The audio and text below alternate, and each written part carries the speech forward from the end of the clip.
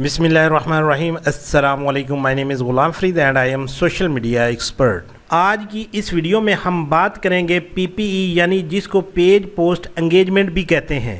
ये वीडियो और नेक्स्ट अगली जो चंद वीडियोस आने वाली हैं आप देखेंगे कि वो कैंपेन की इकसाम के बारे में होंगी। हम हर कैंपेन के ऑब्जेक्ट की गहराई में जाएंगे और ये समझने की कोशिश करेंगे कि कैंपेन का कौन सा ऑब्जेक्ट किस किस्म के बिजनेस के लिए सूटेबल है, और इसके साथ ये भी बताएंगे कि फेसबुक कैंपेन के कौन कौन से ऑब्जेक्ट की ऑप्टिमाइजेशन फेसबुक इनसाइड यानी फेसबुक इन्वायरमेंट में होती है और कौन से ऑब्जेक्ट की ऑप्टिमाइजेशन फेसबुक इन्वायरमेंट से बाहर होती है। फेसबुक कैंपेन की ऑप्टिमाइजेशन क्या और कैसे होती है, इस मॉड्यूल की पहली वीडियो फेसबुक एड्स ऑप्टिमाइजेशन में तफसील से बताया गया है। फेसबुक एड ऑप्टिमाइजेशन का कंसेप्ट क्लियर करने के लिए उस वीडियो को भी ज़रूर देखें। उस वीडियो का लिंक यहाँ ऊपर आई बटन और इस वीडियो की डिस्क्रिप्शन दोनों जगह पर आपको मिल जाएगा। पूरी दुनिया में जो सबसे ज़्यादा इस्तेमाल होने वाली कैंपेन है और ख़ास तौर पर पाकिस्तान में उसका सबसे ज़्यादा इस्तेमाल किया जाता है वो है पीपीई यानी पेज पोस्ट एंगेजमेंट। इस कैंपेन का मकसद ये होता है कि हम अपने ऐड को ज़्यादातर लोगों को दिखाकर लाइक्स, रिएक्शन और कमेंट्स जनरेट कर सकें। पीपीई फेसबुक कैंपेन का एक ऐसा ऑब्जेक्ट है कि जिसकी ऑप्टिमाइजेशन फेसबुक इन्वायरमेंट में ही होती है। और इसके अलावा एक बात अच्छी तरह से जान लें कि पीपीई की कैंपेन का मकसद सेल नहीं होता। आम तौर पर पीपीई का मकसद तो ये होता है कि हम इस पर एंगेजमेंट लाना चाहते हैं। बड़ी हद तक इसका एक ऑर्गेनिक और सोशल प्रूफ होता है। अगर आप किसी तरह का कोई पीपीई का ऐड लॉन्च करते हैं, अगर मैं वो ऐड फेसबुक पर देखता हूं और उस ऐड के नीचे 4000, 8000 या 10,000 लाइक्स हैं या रिएक्शंस हैं या कमेंट्स हैं, फिर मैं इस तरह के ऐड या प्रोडक्ट पर ट्रस्ट कर सकता हूं, यानी कि ये प्रोडक्ट ठीक है, लोग इस पे भरोसा कर रहे हैं, तो मैं इस पर ऑर्डर प्लेस कर सकता हूं। लेकिन ये कंसेप्ट पाकिस्तान में थोड़ा डिफरेंट है, क्योंकि पाकिस्तान में फेसबुक के थ्रू जो ई कॉमर्स का बिजनेस हो रहा है उसमें ज़्यादातर परसेंटेज ऐसे लोगों या बिजनेसेस की है जो कि पीपीई की कैंपेन के थ्रू अपनी सेल जनरेट करते हैं। ये बुरा भी नहीं है और ज़्यादा अच्छा भी नहीं है, ये भी एक तरीका है, इसमें कोई सही या गलत बात नहीं है। ये भी एक तरीका है कि जहां पर आप अपने ऐड के नीचे लोगों से कहते हैं कि हमारा व्हाट्सएप का ये नंबर है, हमें अपना एड्रेस व्हाट्सएप कर दीजिए, या आप कहते हैं कि मैसेंजर में आप हमें अपना एड्रेस बता दीजिए और प्रोडक्ट आपके पास आ जाएगी। आम तौर पर पीपीई की कैंपेन की जो कॉस्ट होती है बाकी कैंपेन से बड़ी हद तक कम होती है। इसके अलावा पीपीई की कैंपेन की एक और अच्छी बात यह है कि आपको इस कैंपेन के लिए पास डेटा की ज़रूरत नहीं है। पास डेटा फेसबुक पिक्सल के लिए तो चाहिए होता है।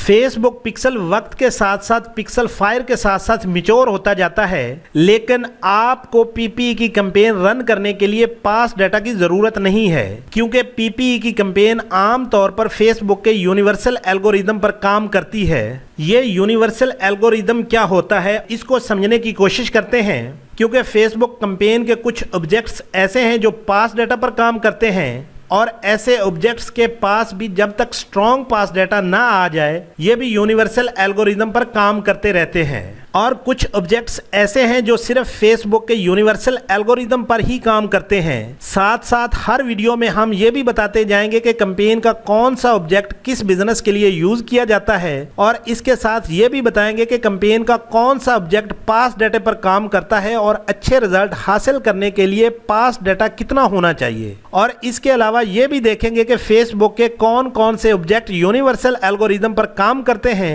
यूनिवर्सल एल्गोरिदम ये क्या है और ये कैसे काम करता है। यूनिवर्सल एल्गोरिदम ये है कि जहां पर फेसबुक ये देखता है कि ऐसे कौन से लोग हैं जो आपके ऐड के साथ ज़्यादा बेहतर तरीके से या ज़्यादा तादाद में एंगेज हो सकते हैं, इसलिए फेसबुक वहीं पर ऑप्टिमाइज करता है, उन्हीं को पहले ऐड दिखाता है। फेसबुक कैंपेन के तमाम ऑब्जेक्ट्स में से पीपीई भी एक ऐसा ऑब्जेक्ट है जो यूनिवर्सल एल्गोरिदम पर काम करता है। यूनिवर्सल एल्गोरिदम को तो आपने अंडरस्टैंड कर लिया होगा, क्योंकि फेसबुक कैंपेन के बहुत से ऐसे ऑब्जेक्ट्स हैं जो यूनिवर्सल एल्गोरिदम पर काम करते हैं। एक बात और नोट कर लें, फेसबुक कैंपेन का जो भी ऑब्जेक्ट यूनिवर्सल एल्गोरिदम पर काम करता है तो यूनिवर्सल एल्गोरिदम में आपकी टारगेटिंग अच्छी होनी चाहिए, क्योंकि अगर आपकी टारगेटिंग अच्छी होगी तो आपका ऐड सही ऑडियंस को दिखाया जाएगा। जब आपका ऐड सही ऑडियंस तक पहुंचेगा तभी तो लोग प्रोडक्ट खरीदेंगे। इसके अलावा एक और इम्पोर्टेंट चीज़ ये है कि फेसबुक हर वक्त अपनी कैंपेन को ऑप्टिमाइज करता है। बेस्ट ऑप्शन इज़ आप जितनी भी अपनी कैंपेन लॉन्च करते हैं तमाम के लिए और ख़ास तौर पर पीपीई की कैंपेन के लिए ब्रेक डाउन की एक ऑप्शन है जिसको हम आगे चलकर तफसील से डिस्कस करेंगे। मेरी इस बात को गौर से सुने और नोट कर लें। आम तौर पर पीपीई की कैंपेन ऐसी जगह पर इस्तेमाल की जाती है कि जहां पर आप फर्स्ट टाइम एडवर्टाइजिंग करते हैं और ब्रांड के बारे में या अपनी किसी प्रोडक्ट के बारे में जनरल इन्फॉर्मेशन लेना चाहते हैं कि क्या ये प्रोडक्ट चलेगी या नहीं चलेगी।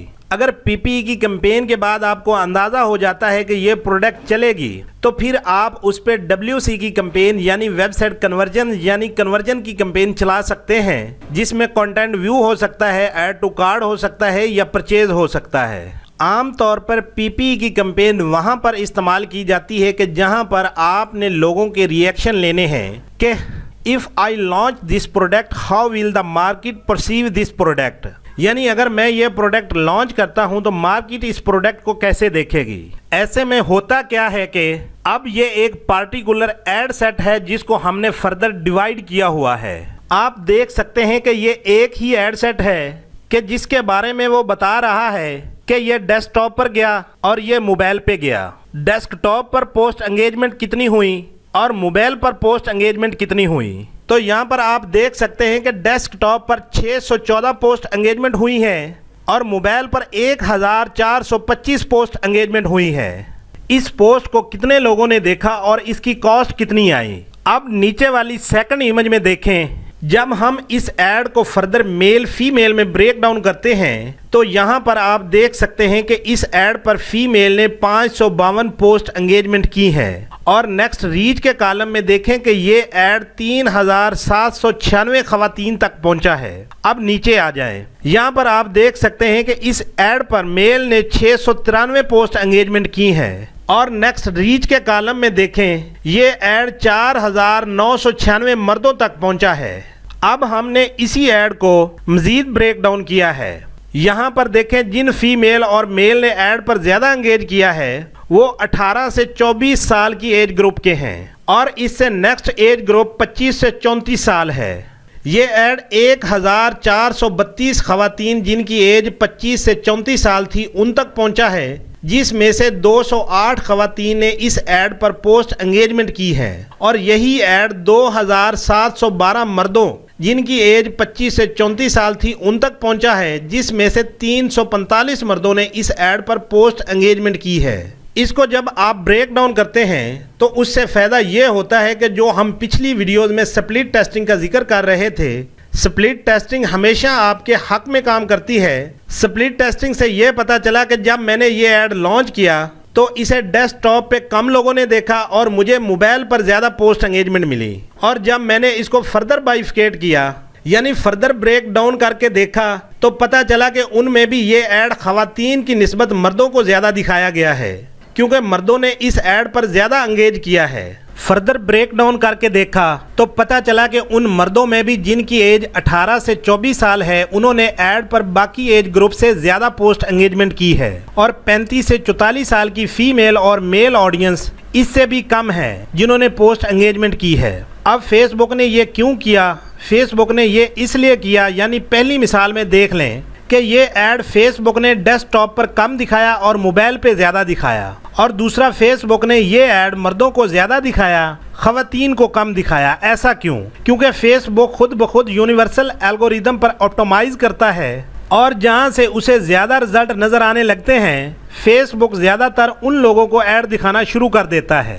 That's the beauty of big data कि जहां पर इसको लगता है कि लोग इस ऐड पर ज़्यादा एंगेज होंगे तो फेसबुक वहां पर ऐड ज़्यादा दिखाता है। जब आपने ये ऐड मोबाइल और डेस्कटॉप दोनों पर शो किया तो फेसबुक ने इस ऐड को मोबाइल पर ज़्यादा दिखाया और उसमें भी फेसबुक ने मर्दों को ज़्यादा दिखाया, और फिर नेक्स्ट उन मर्दों में भी 18 से 24 साल के मर्दों को ज़्यादा दिखाया। अब यहाँ पर एक सवाल ज़रूर बनता है कि हो सकता है कि आपकी जो पार्टिकुलर प्रोडक्ट है वो आपको ये लगता है कि डेस्कटॉप पे बिक सकती थी। फॉर एग्जाम्पल आपकी अपनी एक वेबसाइट है जिस पे आप अपनी कोई प्रोडक्ट सेल कर रहे हैं और आपने अपनी वेबसाइट पर गेटवे लगाया हुआ है ताकि अपनी प्रोडक्ट सेल होने पर आप ऑनलाइन पेमेंट वसूल करें। यानी कस्टमर वेबसाइट पर जाएं, प्रोडक्ट का ऑर्डर प्लेस करें, वेबसाइट पे गेटवे लगा हुआ है इसलिए अपने कार्ड से पेमेंट कर दें। मोबाइल के ऊपर आमतौर पर लोग अपना क्रेडिट कार्ड इस्तेमाल नहीं करते, लेकिन डेस्कटॉप पर करते हैं, क्योंकि मोबाइल पे हो सकता है आप ट्रेवल कर रहे हों, आप कहीं रास्ते में हैं, आप बस में बैठे हुए हैं या आप ट्रैफिक सिग्नल पे हैं। आपने मोबाइल पे देख तो लिया, लेकिन आप मोबाइल पे पूरी कहानी नहीं भरते और क्रेडिट कार्ड तो बिल्कुल ही नहीं भरते। कुछ ऐसे लोग हैं जो मोबाइल पे भी ऑर्डर प्लेस करते हैं, लेकिन ज्यादातर लोग मोबाइल पे नहीं करते। वो कहते हैं वापस आएंगे, डेस्कटॉप पर बैठेंगे और फिर ऑर्डर प्लेस करेंगे और क्रेडिट कार्ड की इंफॉर्मेशन डेस्कटॉप पर फिल करेंगे। सो ऐसे में आपकी बहुत सी ट्रैफिक लूज हो जाती है, क्योंकि जब वापस आते हैं फिर आपके ज़हन में वो चीजें नहीं रहती और वो प्रायोरिटी भी नहीं रहती। सो मोबाइल के ऊपर आप दिखा तो सकते हैं, शायद उस तरह से बेच नहीं सकते, लेकिन अभी जो हम बात कर रहे हैं वो पीपीई की कैंपेन के हवाले से है। सो मोबाइल के ऊपर एंगेजमेंट आ सकती हैं जो कि आपने देखी भी हैं, आई हैं और डेस्कटॉप पे कम आई हैं। अगर मैं ब्रेक डाउन करता हूं और मुझे ये रिजल्ट मिलते हैं तो मैं शायद दो मुख्तलिफ ऐड बनाऊंगा, यानी कि एक नया ऐड डेस्कटॉप के लिए अलग बनाऊंगा और मोबाइल के लिए एक अलग बनाऊंगा, ताकि मुझे पता चले कि डेस्कटॉप और मोबाइल इन दोनों पे ये ऐड कितना और कैसे काम कर रहा है। अगर ये ऐड डेस्कटॉप पे काम नहीं कर रहा और मेरी एंगेजमेंट मोबाइल से ज्यादा आ रही है तो मैं डेस्कटॉप के ऐड को बंद कर दूंगा और फिर सिर्फ मोबाइल के ऐड को लेके चलूंगा। बिल्कुल उसी तरह से अगर खवातीन को मेरा ऐड कम दिखाया जा रहा है और मर्दों को ज्यादा दिखाया जा रहा है, इसका मतलब है कि उस ऐड के साथ मर्द ज्यादा एंगेज कर रहे हैं। मेरी आप सबको यह सजेशन है कि जब आप पीपीई की कैंपेन रन करते हैं तो उसके बाद आप ब्रेक डाउन जरूर कीजिए। ब्रेक डाउन से आपको पता चलेगा कि आपने जो नेक्स्ट कैंपेन करनी है वो किस ऑडियंस के साथ करनी है।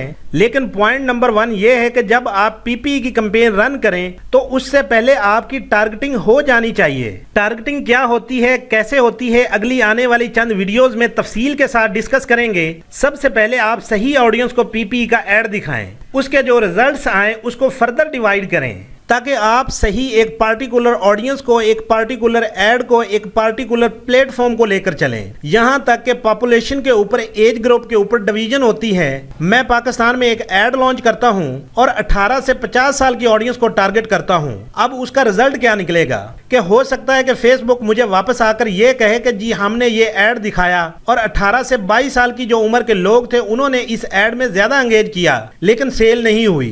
क्योंकि 18 से 22 साल की जो ऑडियंस है वो वैसे ही सोशल मीडिया पे बहुत एक्टिव होती है, तो वो नॉर्मली एंगेज तो करती है लेकिन खरीदती कुछ नहीं, क्योंकि उनकी परचेजिंग पावर नहीं है। सो मुझे क्या करना चाहिए? मुझे फौरी तौर पे एक ऐड बनाना चाहिए और शुरू ही 22 साल से ऊपर की ऑडियंस पे करना चाहिए, क्योंकि मुझे सिर्फ एंगेजमेंट चाहिए तो मैं 18 से 22 साल की ऑडियंस पे जाऊंगा। लेकिन अगर मुझे सीरियस कस्टमर चाहिए, बायर चाहिए, तो फिर मैं 22 से ऊपर की ऑडियंस पे जाऊंगा। लेकिन ऐसे में एक सवाल ये भी बनता है कि हो सकता है कि 18 से 22 साल की ऑडियंस में भी कोई सीरियस कस्टमर हो। सो हम एक ऐड और बना देते हैं, स्प्लिट टेस्ट अगेन। हम एक ऐड लॉन्च करते हैं 18 से 22 साल के लिए और एक ऐड लॉन्च करते हैं 22 से ऊपर की ऑडियंस के लिए। जो 18 से 22 साल की ऑडियंस है वहाँ से हो सकता है कि मुझे अच्छी एंगेजमेंट मिल जाए, लेकिन वहाँ से मुझे सीरियस बायर भी मिल जाएंगे। और 22 से ऊपर अगर सीरियस कस्टमर हैं उनके लिए तो हमने वैसे ही ऐड स्प्लिट कर दिया है। फिर अगर मेरे पास 18 से 22 साल में कुछ सीरियस कस्टमर आ गए तो मैं उसमें भी मोबाइल और डेस्कटॉप को अलग कर दूंगा। अगर फिर उसमें भी मुझे पता चला कि ज्यादा रिजल्ट और सीरियस कस्टमर मोबाइल से आ रहे हैं तो फिर मैं 18 से 22 मोबाइल पे लेकर चलूंगा, बाकी सारे बंद कर दूंगा। उससे ये होता है कि आपकी कॉस्ट कम होती जाती है। सो जितनी कम कॉस्ट आती है उतने ज्यादा रिजल्ट आने शुरू हो जाते हैं और फिर आप चीजों को ले जाते हैं ऑटो बिड से मैनुअल बिड पर। बात यह है कि जब आप फर्स्ट टाइम किसी प्रोडक्ट का ऐड लॉन्च करते हैं, पीपीई इज बेटर। पीपीई इसलिए बेहतर है कि इससे आपको पता चल जाता है कि आपका कस्टमर है कौन। मैं एक मिसाल के जरिए से आपको समझाने की कोशिश करता हूं। हमारे एक क्लाइंट की रग्बी बॉल की प्रोडक्ट थी जो रग्बी प्लेयर के लिए थी। उस प्रोडक्ट को हमने एडवर्टाइज किया। जाहिर है कि हमारा ख्याल था, क्या आप में से कोई बता सकता है कि इस प्रोडक्ट को कौन इस्तेमाल करेगा? बूढ़े इस्तेमाल करेंगे या जवान? राइट, बिल्कुल आपका जवाब दुरुस्त है, जवान ही करेंगे। जाहिर बात है, रग्बी बॉल है, बूढ़ों ने क्या करना है? ओल्ड एज में अपनी हड्डियां तुड़वानी है। हमने ये ऐड रन किया, लेकिन हैरान कुन बात तब हुई जब हमने ये देखा कि हमारी प्रोडक्ट 60 साल से ज्यादा के लोग खरीद रहे हैं। हमने अपनी ऐड पर लोगों के कमेंट्स पढ़े कि जो बुजुर्ग हैं यूएसए में, यूके में, यूरोप में, ऑस्ट्रेलिया में, वो ये प्रोडक्ट खरीद रहे थे एज ए गिफ्ट अपने पोतों के लिए, अपने रिश्तेदार बच्चों के लिए गिफ्ट के तौर पर खरीद रहे थे। सो ऐसे में हमें अपनी कैंपेन चेंज करनी चाहिए। इसका मतलब है कि हमें फिर अपनी प्रोडक्ट का ऐड 60 से ऊपर की ऑडियंस को दिखाना चाहिए। यानी हम 18 से 59 साल की ऑडियंस तक तो अपने पैसे जाया कर रहे हैं, उनको हम दिखा तो रहे हैं लेकिन खरीदारी नहीं हो रही। जहाँ पे खरीदारी हो रही है हम वहीं पे पैसे लगाएंगे। फिर हमने एक नया ऐड रन किया और 60 से 70 साल की ऑडियंस को एडवर्टाइज किया, तो हमारे पास सीरियस कस्टमर आने लगे और हमारी सेल में इजाफा होना शुरू हो गया। उसको फिर हमने फर्दर डिवाइड किया 60 से 65 साल और फिर 65 से 70 साल में, यानी कि 2 ऐड बना दिए। वहां से हमें यह पता चला कि डेस्कटॉप से ट्रैफिक आ रही है, मोबाइल से ट्रैफिक नहीं आ रही। फिर हमने नया ऐड बनाया और डेस्कटॉप पे एडवर्टाइज करना शुरू कर दिया। अब हमारे फेसबुक पिक्सल के पास ओल्ड एज उम्र के सीरियस कस्टमर का स्ट्रॉन्ग डाटा आ चुका है। अब हम इन्हें नेक्स्ट वो प्रोडक्ट सेल आउट कर सकते हैं कि जो ओल्ड एज के लिए है, और हमारा ये ऐड काम करना शुरू कर देगा क्योंकि हमारे फेसबुक पिक्सल के पास ऑलरेडी ओल्ड एज कस्टमर का डाटा था। सो ऐसी मजे की चीजें आपको नई डायरेक्शन में लेके चली जाती हैं। इस स्टेज पर और कुछ चीजें हैं जो कि ज़हन नशीन करनी बहुत जरूरी है कि आपका ऐड उन लोगों को दिखाया जाएगा जो ज्यादा एंगेज करते हैं। इसका मतलब हरगिज ये नहीं है कि वो लोग जिनकी अटेंशन होती है खरीदारी की, फॉर एग्जाम्पल टीनएजर वगैरह। So you need to bifurcate that. इसके अलावा मोस्टली जिस प्लेटफॉर्म पर ज्यादा एंगेजमेंट आती है फेसबुक वहां पे ले जाता है। अगर मोबाइल से एंगेजमेंट आ रही है तो फेसबुक आपको ज्यादा ऐड मोबाइल पे दिखाना शुरू कर देगा। मैं नॉर्मली डेस्कटॉप का ऐड अलग करता हूं और मोबाइल का ऐड अलग करता हूं। इसके अलावा एक और अहम चीज है जो आप सबको मद्देनजर रखनी चाहिए, वो ये है कि पीपीई की कैंपेन में आप लिंक ऐड यूज ना करें। लिंक ऐड क्या होता है कि आप पीपीई की कैंपेन में जो फोटो यूज करते हैं उस पे लिंक लगा देते हैं, यानी लर्न मोर, शॉप नाउ या किसी और बटन की सूरत में। पीपीई की कैंपेन में कैराजोल ऐड यानी कोई भी फोटो हो या वीडियो, उसमें वेबसाइट का लिंक लगाना बटन और कैराजोल की सूरत में सख्ती से मना कर रहा हूँ। पोस्ट ऐड यानी पीपीई की ऐड में पोस्ट इमेज यूज करें।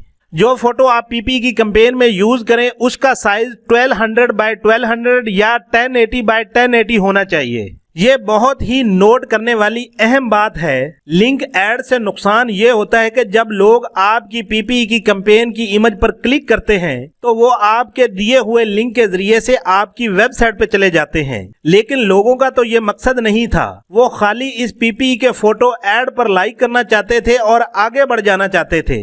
लेकिन जब उनको पता चलेगा कि उन्होंने लिंक पर क्लिक कर दिया है तो वो फौरन उस लिंक को बंद कर देंगे। उससे नुकसान क्या होगा, ये बात समझने और नोट करने वाली है। फेसबुक पिक्सल के पास नॉन सीरियस कस्टमर का व्यू कंटेंट बढ़ना शुरू हो जाएगा, जो कि टेक्निकल आप अपने फेसबुक पिक्सल को गलत चीज सिखा रहे हैं। अगर फेसबुक पिक्सल ने वो डाटा नोट करना शुरू कर दिया तो फेसबुक पिक्सल कल को आपका ऐड गलत लोगों को जो इंटरेस्टेड नहीं होंगे उनको दिखाना शुरू कर देगा। सो बेहतर यह है कि पीपीई की कैंपेन के लिए आप फोटो पोस्ट यूज करें, क्योंकि एक तो फोटो पोस्ट का साइज 1200 बाय 1200 होता है, दूसरा जब कोई कस्टमर उस पे क्लिक करता है तो वो फोटो लार्ज हो जाता है, क्लियर और विजिबल हो जाता है। पीपीई की एड के अंदर जो आप इमेज यूज करते हैं उसके ऊपर टेक्स्ट की कॉपी यानी कि एड कॉपी मीनिंगफुल और कम होनी चाहिए, और इस कॉपी में आप अपनी वेबसाइट का लिंक और अपना व्हाट्सएप नंबर भी दे सकते हैं। इस तरह से कस्टमर गलती से आपकी वेबसाइट पर नहीं जाएगा, उसके पास चॉइस होगी। अगर वो प्रोडक्ट में इंटरेस्टेड और सीरियस कस्टमर हुआ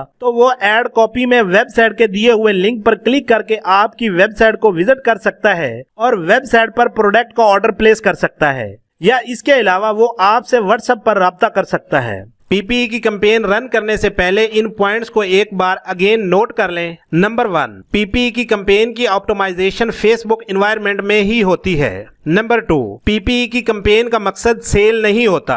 नंबर 3, पीपीई की कैंपेन का इस्तेमाल ऐसी जगह पे किया जाता है कि जहां पर आप फर्स्ट टाइम एडवर्टाइजिंग करना चाहते हैं। नंबर 4, नई प्रोडक्ट को ऑनलाइन सेल करने से पहले उस प्रोडक्ट को टेस्ट करने के लिए कि ये प्रोडक्ट ऑनलाइन सेल होगी या नहीं, उसके लिए भी पीपीई की कैंपेन का इस्तेमाल किया जाता है। नंबर 5, सोशल प्रूफ के लिए पीपीई की कैंपेन रन करके फेसबुक एड पर लाइक्स, रिएक्शन और कमेंट्स जनरेट किए जाते हैं। नंबर 6, पीपीई की कैंपेन को रन करने के लिए आपको पास डेटा की जरूरत नहीं होती। नंबर 7, पीपीई कैंपेन का एक ऐसा ऑब्जेक्ट है जो फेसबुक के यूनिवर्सल एल्गोरिदम पर काम करता है। नंबर 8, पीपीई की कैंपेन में लिंक ऐड या फोटो लिंक यूज नहीं करते। नंबर 9, पीपीई की कैंपेन में सिर्फ फोटो पोस्ट इस्तेमाल की जाती है और फोटो का साइज 1200 बाय 1200 या 1080 बाय 1080 इस्तेमाल किया जाता है। उम्मीद है कि आप लोगों के फेसबुक कैंपेन के पीपीई ऑब्जेक्ट के हवाले से काफी कंसेप्ट क्लियर हो गए होंगे। पीपीई फेसबुक कैंपेन का एक ऑब्जेक्ट था जिसको हमने बहुत तफसील के साथ डिस्कस किया है। नेक्स्ट हम पीपीई की कैंपेन को क्रिएट करना सीखेंगे। इस वीडियो के कमेंट सेक्शन में आप अपना फीडबैक जरूर दें। अगर आप हमारा व्हाट्सएप ग्रुप ज्वाइन करना चाहते हैं तो उसका लिंक आपको वीडियो के डिस्क्रिप्शन में मिल जाएगा। ये आपका अपना यूट्यूब चैनल है, इसको सब्सक्राइब करें, इस वीडियो को लाइक करें और अपने दोस्तों के साथ ज्यादा से ज्यादा शेयर करें। मिलते हैं नेक्स्ट वीडियो में, तब तक के लिए अल्लाह हाफिज।